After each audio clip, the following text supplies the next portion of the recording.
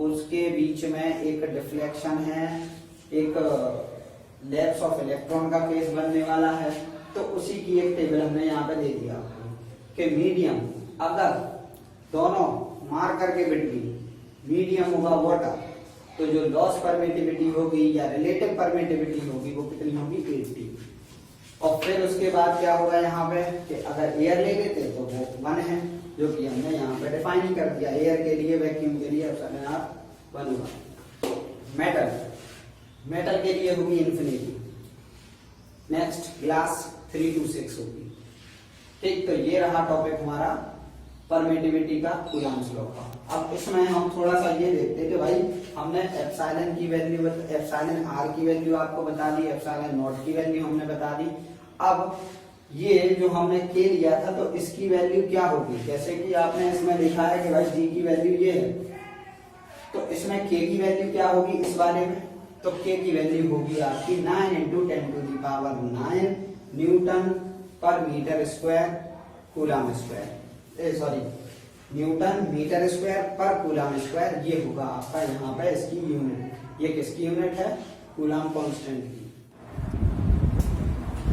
Hello student, अब यहाँ पे हम डायमेंशन देखते हैं कि जो हमने कूलम कांस्टेंट पढ़ा था उसकी वाइज डायमेंशन क्या होगी। पेपर पॉइंट ऑफ व्यू से ये काफी इंपॉर्टेंट है। तो इसमें K = हमने फॉर्मूला पढ़ा था 9 × 10⁹ Newton metre square per coulomb square. ये था K जो कूलम कांस्टेंट उसकी वैल्यू प्लस उसकी यूनिट। अब यहाँ पे हमें इसकी डायमेंशन निकालनी। तो डायमेंशन 11 चैप्टर में तुमने पढ़ा था डायमेंशन में कि जो भी कांस्टेंट वैल्यू होगी, न्यूमेरिकल वैल्यू होगी, उसको हमें एलिमिनेट करना कि उसकी कोई भी डायमेंशन नहीं होने वाली है। डायमेंशन होगी केवल फंडामेंटल क्वांटिटीज की और ड्राइव यूनिट जो भी हम लेंगे उसकी। तो यहाँ पे है n से न्यूटन मीन्स फोर्स होगा, मीटर m² मीन्स डिस्टेंस जो r लिया था उसका है, और ये जो हमने q लिया था उसका है c²। तो चार्ज की यूनिट कूलम हमने पढ़ी। अब यहाँ पे हमने k = क्या ले लिया, देखो यहाँ पे k = हमने ये लिखा है, तो ये हमने लिखा है डायमेंशन के लिए। ये वैसे फॉर्मूला नहीं है कि आप पेपर में k = लिखते हैं आप ये, तो अगर पेपर में लिखेंगे तो 9 × 10⁹ इसके साथ में लिखना पड़ेगा। ये डायमेंशन के लिए ठीक है। तो फोर्स बेसिक डायमेंशन है mLt²,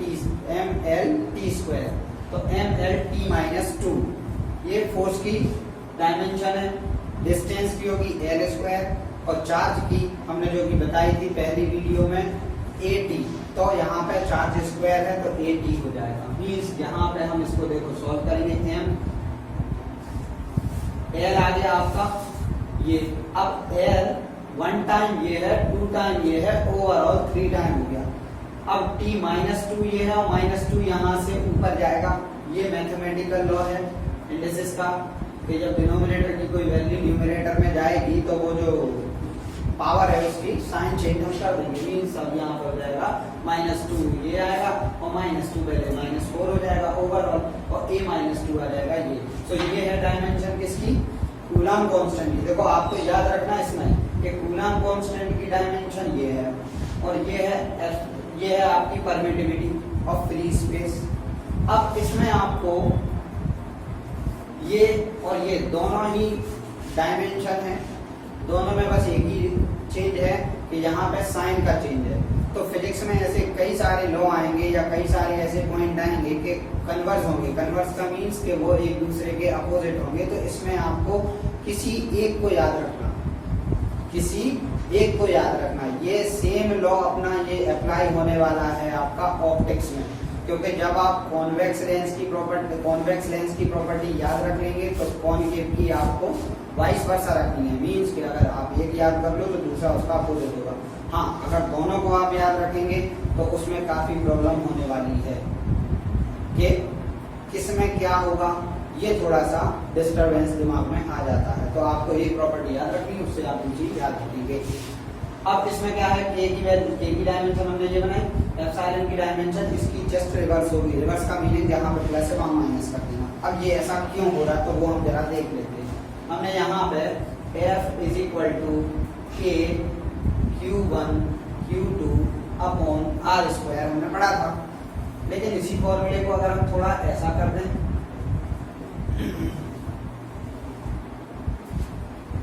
Q1 Q2 upon are square, means के की वैल्यू हमने ये पूरी रख दी के की वैल्यू। तो अब इसमें देखना आप जरा, ये क्या है, के को अगर हम ऐसा लिखना चाहें तो ठीक है भाई, ये भी सही।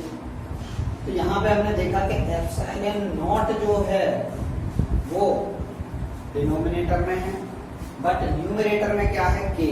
तो दोनों ही कैसे हैं, इनवर्सली प्रोपोर्शनल। सो इनवर्सली प्रोपोर्शनल के केस में हमने पढ़ा था कि जो पॉजिटिव होगा उसका इनवर्सली प्रोपोर्शनल कंफर्म है नेगेटिव होगा। सो ये जो डायमेंशन है वो इसी वजह से चेंज हुई। अब भाई इसकी डायमेंशन क्यों नहीं है, क्योंकि इसको अभी हमने एक टेबल में बताया था कि वाटर होगा, ग्लास होगा और मेटल होगा। तो ये सारे हमने बताए थे कि इसकी वैल्यू फिक्स है, ये न्यूमेरिकल वैल्यू है, मतलब मैग्नीट्यूड है। ठीक, तो ये हो गया।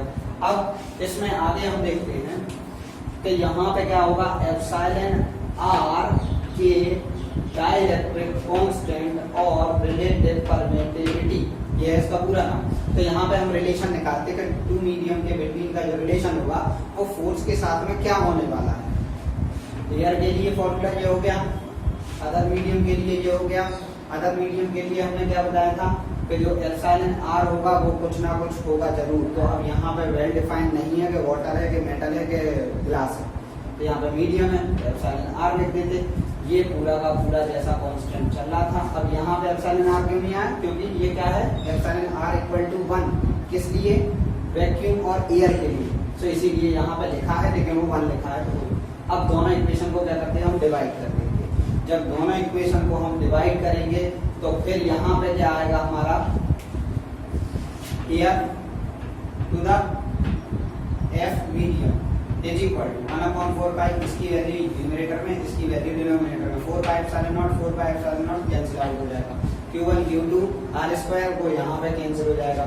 तो यहाँ पे देखो ये इसका न्यूमरेटर इसके न्यूमरेटर से कैंसिल हो गया, इसका डिनोमिनेटर इसके डिनोमिनेटर से कैंसिल हो गया, लेकिन जो डिफरेंस है उसको रख देना है। Means 4 pi epsilon not 4 pi epsilon not cut जाएगा, एप्सिलॉन आर बचेगा, कि आर स्क्वायर कट जाएगा। तो केवल बचा क्या यहाँ पे, only remaining part, rest part क्या है, एप्सिलॉन आर। अब ये हम फ्रैक्शन वैल्यू को हम क्या करेंगे, चेंज करके जो डिनोमिनेटर होगा वो न्यूमरेटर बन जाएगा, क्योंकि जो नीचे वाली जो फ्रैक्शन होगी वो रिवर्स होगी।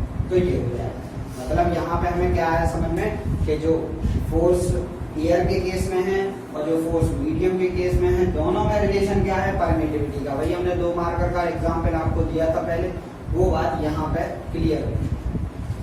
अब जो जैसे कि अभी इसके पहले हमने एक गोल्ड लीफ इलेक्ट्रोस्कोप पढ़ा था, तो उसमें कुछ पॉइंट थे जो आपको इमेज के फॉर्म में वीडियो में मिल जाएंगे, उनको हम डिस्क्राइब करते और समझा देते। जैसे पहला पॉइंट हमारा ये मिलेगा आपको उसमें, only electron are responsible for charge, means chargeable जो बॉडी होगी वो केवल हमें पता चलेगा किससे, इलेक्ट्रॉन से।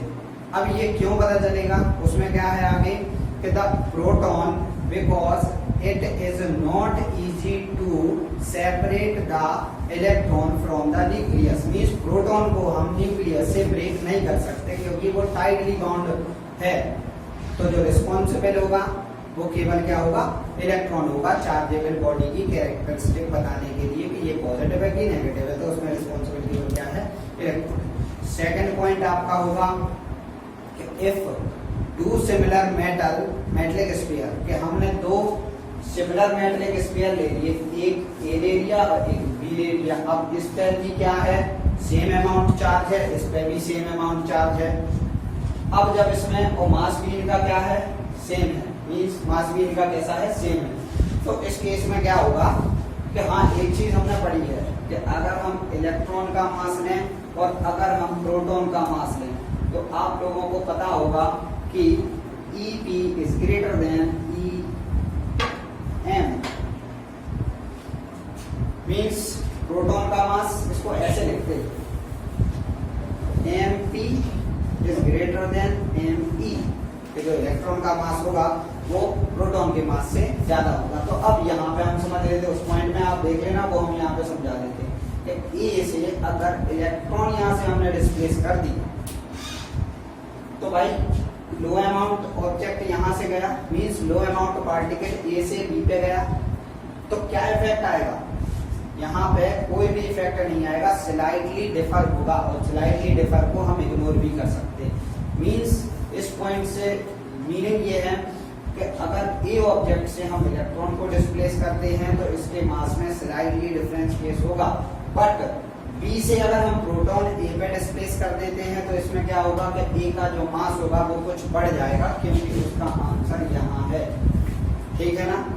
थर्ड पॉइंट, अब थर्ड पॉइंट में थोड़ा सा हम देख लेते कि repulsion is the constant test of electrification because repulsion occur only because charged object, while attraction can be occur between charge and uncharged। देखो जैसे ए ऑब्जेक्ट और बी ऑब्जेक्ट, ये हमें पता कब चलेगा कि इनमें रिपल्शन है या फोर्स कब ज्यादा होने वाला है, रिपल्शन के केस में कि अट्रैक्शन के केस में। तो देखो यहाँ पे क्या होगा कि जब ये ए ऑब्जेक्ट है पॉजिटिव कर दिया, बी ऑब्जेक्ट हमने पॉजिटिव कर दिया, तो इस केस में क्या होगा कि जो फोर्स होगा वो ग्रेटर होगा, क्योंकि लाइक, देखो ये पॉइंट ऐसे याद रख लो, लाइक चार्ज के केस में जो फोर्स होगा वो ज्यादा होगा वैल्यू, किसके कंपैरिजन पे? अनलाइक के केस में, क्योंकि अनलाइक के केस में ऐसा है कि ए ऑब्जेक्ट और बी ऑब्जेक्ट हमने दोनों लिए, तब ये इस डायरेक्शन में और ये इस डायरेक्शन में आ रहा है। तो भाई आप मान लो इसको अगर ग्रिप करके रख लें तो ये तो स्टेशनरी हो जाएगा, अब आएगा कौन? ए वाला बी की तरफ, टुवर्ड्स दी बी। तो इस केस में क्या होगा? क्या वो फोर्स एक्सपीरियंस कर पाएंगे? क्या नहीं कर पाएंगे, क्योंकि ये तो नेचर ही है। लेकिन हाँ ये है कि अगर हम रिपल्शन के केस में इसको देखें तो रिपल्शन के केस में ये चीज हो जाएगी। हाँ अब इसमें थोड़ा सा आप ये रहना कि जैसे ग्रिप करके सर आपने कहा कि जो अट्रैक्शन होगा वो हमें फील नहीं होगा, रिपल्शन के केस में हमें ज्यादा फील होगा, तो इसको एक रूल के थ्रू याद करेंगे। ठीक है ना। तो अब नेक्स्ट टॉपिक हम लेते हैं, नेक्स्ट पॉइंट हम लेते हैं इसमें कि डिटेक्शन ऑफ गोल्ड लीफ। हाँ तो ये तो हमने बताया है कि जो गोल्ड लीफ इलेक्ट्रोस्कोप है वो क्या बताएगा आपको? चार्जेबल बॉडी के जो कितनी ज्यादा चार्ज है और कितना कम उस पर चार्ज है। मींस स्ट्रेस्ड लीफ के केस में हाईली चार्ज होगा और लो स्ट्रेस के केस में क्या होगा? कम चार्ज होगा। नेक्स्ट फिफ्थ टॉपिक हमारा क्या होगा कि ये हमें एक्स रेज में पढ़ना है। ये तो आप पढ़ लें, वो सिंपल है, उसमें कुछ भी नहीं है। एक्स रेज में क्या है? वो एंगस्ट्रॉम की वैल्यू दी गई, उसमें कुछ भी नहीं है।